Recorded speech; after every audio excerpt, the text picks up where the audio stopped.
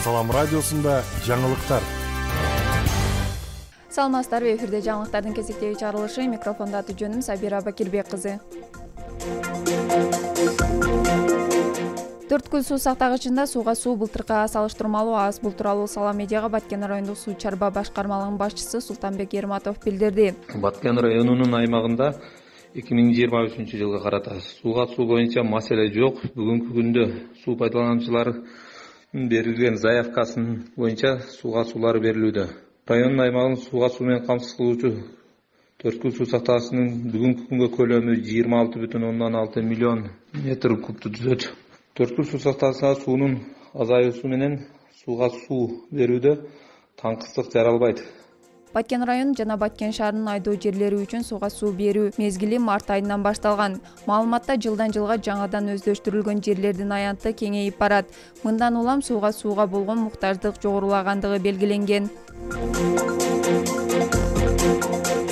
Баткендеги көрүнөк жарнактар текшерилди. Мэр Имамназар Буркановдун тапшырмасы менен мэриянын жана шаардык мекеме ишканалардын тийиштүү кызматкерлери мамлекеттик тил боюнча комиссия жана адистер менен биргеликте мамлекеттик тил эрежелери сакталбаган, кыргыз тилинде туура эмес жазылбаган көрүнөк жарнактардан арылуу максатында рейдке чыгышты. Бул тууралуу Баткен шаардык мэриясынан билдирди. Рейдтин жүрүшүндө шаардын борбордук көчөлөрүндө борбордук базарда эскилиги жеткен көрүнөк жарнактар, баннерлерди алуу эскертилди. Ошондой эле түшүндүрүү иштери жүргүзүлүп, соода жана тейлөө түйүндөрүнүн ашканаларынын ээлерине эскертүүлөр берилди.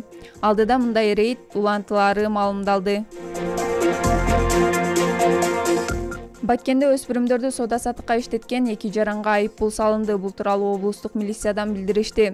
Баткен шаардык ички иштер башкармалыгынын аймактык тескөөчүлөрү жана Баткен шаардык мэрия кызматкерлери шаардык билим берүү бөлүмүнүн өкүлдөрү менен биргеликте балага жакшы тарбия берүү максатында жашы жете элек жаш өспүрүмдөрдүн коопсуздугун ата-энелерине бир иреттен кароосуз калтырбоо, кылмыш жолуна барбоо, ар түрдүү коомдо жат көрүнгөн бейбаштык жолунун сак болуусу, соода саттыкка тартуулуусуна тыюу салынгандыгын эскертип, алдын алуу боюнча түшүндүрүү иштерин жүргүздү. Ошондой эле иш чаранын жүрүшүндө Кыргыз Республикасынын укук бузуулар жөнүндө кодексинин 102-беренесинин негизинде балдарын соода саттыкка пайдалангандыгы үчүн 2 атуулга протокол түзүлүп, айып пул салынды. Жыл башынан бери Баткенде 4 адам сууга чөгүп каза болгон. Өзгөчө кырдаалдар министрлиги 2023 жылдын 22 июнуна карата өлкө боюнча сууга чөгүп каза болгондордун санын жарыялады. Ага ылайык быйыл 35 жаран сууга чөгүп каза тапты. Алардын ичинен 4-өө Баткен облусунун аймагында катталган.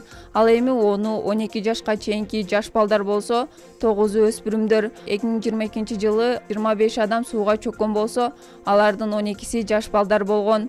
Эске салсак, 14 майда Баткен районунун төрткүл суу сактагычына 2 бала чөгүп кеткен. Алардын бирөөсүнүн сөөгү 15 май күнү табылып, экинчи баланын сөөгү 18 май күнү табылган. Күндүн маанилүү учурлары мына ушулар болду. Кайрадан эфир аркылуу амандашканча сак саламатта туруңуздар.